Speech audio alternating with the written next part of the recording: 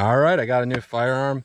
Can't wait to unbox this thing. I've been waiting for a really long time to get this. Actually, about 6 years to get this. But what this is, let's get rid of the paperwork here. A 4 1/4 inch barrel Smith & Wesson Model 69. And what do we see here? 5 big holes. This is chambered in 44 Magnum. Now the reason I got this gun, and there's several reasons here. The main reason here is I wanted to do some ballistic testing, mostly between 44 Magnum and 10mm. And to do that, you want to have about the same size gun, about the same size barrel travel, or internal gun travel, and that's almost the same between these two guns, this 5.3 inch Glock, 4 1/4 inch Smith & Wesson here. And the other reason why is I could swap out my barrel, 10mm barrel, and we can do 45 ACP, same size gun, versus 44 special testing in this particular gun. So we got 44 special versus 45 ACP, because they're kind of, some people consider them kind of ballistic twins. And then we can also do 44 Magnum versus 10mm. So I'm really excited to start a testing series on that. Now the other reason why I really wanted to get this here, and I'll show this in a second. So this is an Smith & Wesson L-frame, and my Smith & Wesson 686 is also an L-frame. So if we take a look at these guns, they're basically the same size firearm here. Smith & Wesson L-frame, almost the same length barrel. We line up the cylinders here. You know, the 686 is 4 1/8. This 69 is 4 1/4, but same L-frame size gun here. And the 69 here in the 44 Magnum, it weighs 37.4 ounces, as where the 66 weighs 39.7 ounces. So the 686 actually weighs 2.3 ounces more. That's probably because of the weighted barrel here, the full underlug, as where the Model 69 does not have a full underlug. However, loaded all the way up with 5 rounds of heavy 44 mag, the weight's probably pretty negligible between the two. So I thought, you know, I could have got like a Model 629, something like that, in a 4-inch barrel, but I already have holsters, expensive holsters for L-frame guns. So this is for the 686. Now this fits it perfectly here, goes right to the end. Now the Model 69, because it has an 1/8 of an inch barrel longer, it's going to stick out just a little bit, but it's an L-frame holster. It's going to fit my L-frame holsters perfectly. That 1/8 of an inch isn't really going to bother me for the way you would carry something like this. It's probably going to be in the winter time anyway, so it made more sense. Plus, I really always loved the way that this Model 686 feels in my hands. Fits my hand perfectly. Some of the smaller guns, I can't even get a combat grip on there without it blocking, but the 686 L-frame, you know, there's plenty of room for that. So it's going to transfer over into the Model 69. Should fit my hand just right. And I'll probably switch out the grips to an X-frame grip, because that'll fit the L-frames as well. Now, I did have a little bit of experience with a combat Magnum. About 3 years ago, I did buy a 66, a Model 66 combat Magnum. And that was a K-frame, but it had basically the same barrel length, and it had a defect in it. And I ended up taking that back to the store, and they gave me the 686 instead. Pretty disappointed on that, but this is real nice. And what's great about these revolvers is they lock up with a ball detent. On your standard old school ones, they lock up in the front and they lock up in the back, and that's basically it. With your new combat Magnums, they lock up here on a ball detent. So it's a really tight lockup. It doesn't lock up here on the front here. So you can see it's just a nice smooth opening here in this shroud, as where in the older school ones, you know, you got your lockup, your detent in there, which you're locking it on a rod. It's not quite as stable as when you lock it right there into the frame.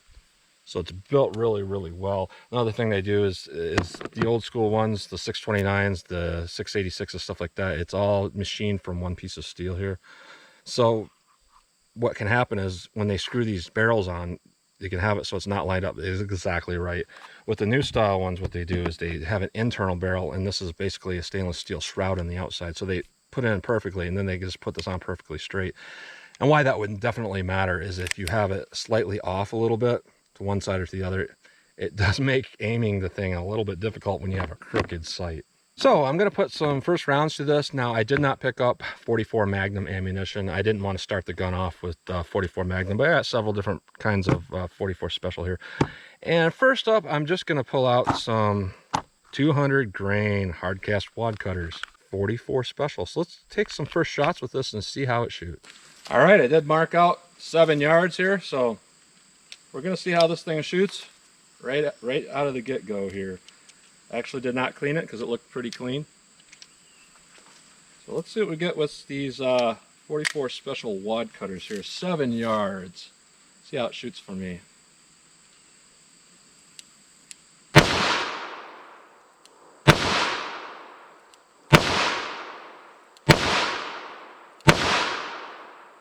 Not too bad at all. Ejects just fine.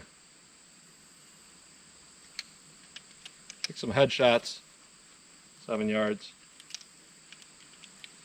See how it does for me. Trigger's a little bit grittier than my 686 because that's got 3 years of use. This is brand new, so takes some time to get it worked in.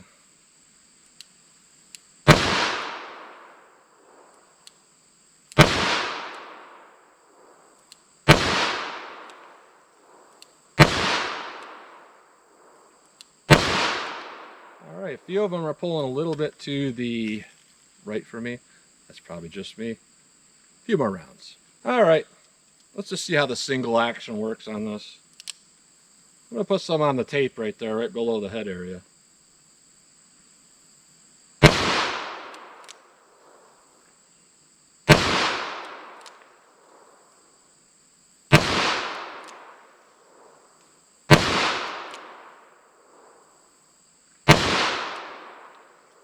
I pulled one down a little bit here. Needs a little bit of oil in there, a little dry. Now let's just pull it out fast, see how a 44 Special will do.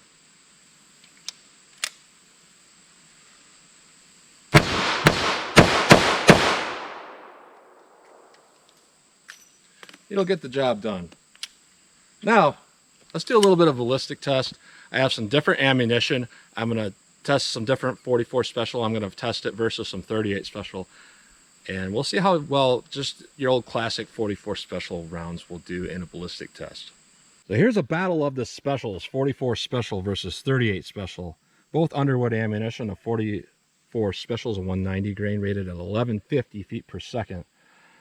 The 38 Special plus P, 158 grain plus P, 1160 feet per second. So very comparable velocity, but we're working with about 32 extra grains of bullet weight there. Big difference in caliber there. Huge difference. So we're going to go through the chronograph, see what kind of velocity and accuracy we get at the same time. And as always, we're going to go through the Juggernaut box, which contains a 1 3/4 inch pack of bologna covered by 4 layers of denim, followed by 1/4 inch medium density fiberboard that kind of simulates a pectoral muscle, into water jugs to catch this bullet. How this normally compares to ballistics gel, back of jug 1, dent out the back's about 9 inches comparison to gel after going through the bologna pack. Jug 2 about 12 inches, jug 3 about 15 inches, jug 4 18 inches, and so forth. So let's get started with the test between 44 Special and 38 Special. All right, I'm about 5 yards from the target, 4 yards from the chronograph. We'll see what we get with this 38 Special.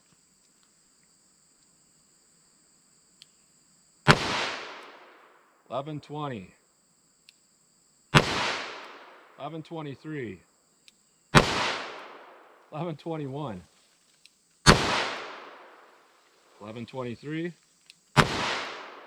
$11.31. Very consistent round, to say the least. Let's see how that 44 Special compares. All right, 44 Special. The 38 Special is about 25 feet per second below rated velocity. We'll see how the 44 Special does, rated at 1150.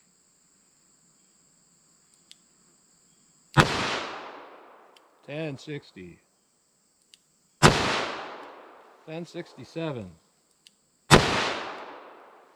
$11.11, $10.86,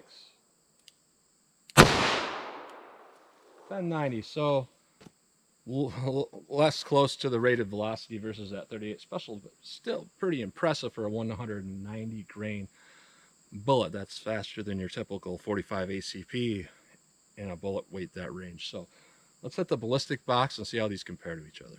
All right, first up, we got that 38 Special lead semi-wad cutter.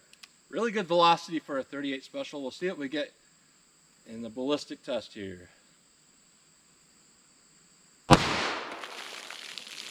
all right.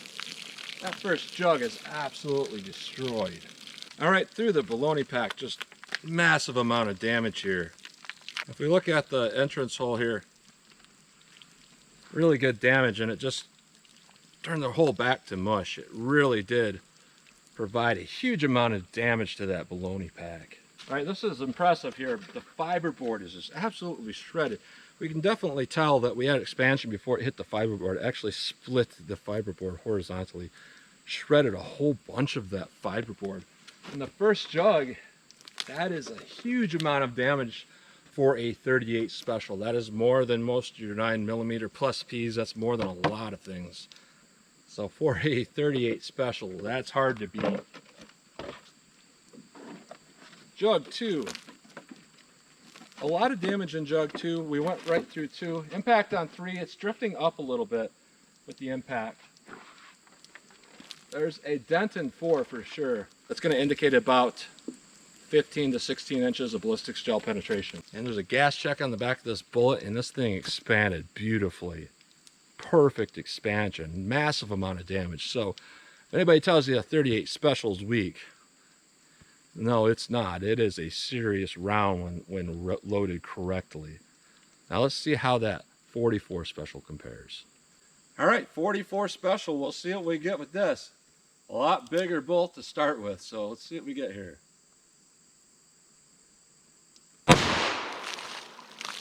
Oh, wow. So what we can see here is we lifted a jug up. I've only seen that happen before with hot 10mm. That's pretty impressive. And what it did to this baloney pack is it completely ripped off a whole side of baloney pack. A lot more damage than that 38 Special, despite the energy not being necessarily that much greater. And this baloney pack and fiberboard pack is just completely annihilated here. Part of this fiberboard is in the back of this box. It completely ripped the whole thing apart. It's like a grenade going off. Our first jug is up here. I don't see this much. It didn't just split it, but it actually ripped it out in uncommon directions. That is a huge amount of damage. Jug 2. Lots of that fiberboard that ripped out, it put in jug 2. Large split. And I actually see the bullet in jug 2. There's a dent in jug 3. So that's going to indicate 12 inches comparison to ballistics gel. And we already know what we're going to see here. That thing just parachuted out right away. And this is a massive amount of expansion, but it flattened that bullet completely, but it did not fragment. So that is some serious energy. That's some seriously impressive ballistics there.